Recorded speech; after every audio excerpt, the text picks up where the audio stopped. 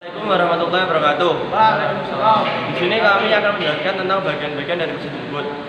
Perkenalan, nama saya Reza Fernanda Ciputra, NIM D201802114. Nah, nama saya NIM D201801888. Nama saya Andres Dawan, NIM D20180 Nama saya Agi Fajar, NIM D20180 di sini saya akan menjelaskan bagian mesin jemput bagian paling kiri. Yang pertama ada tuas spindle. Terus di sini namanya setting kulir.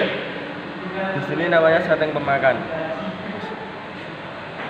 Ini saya akan menjelaskan tentang bagian carriage atau eretan.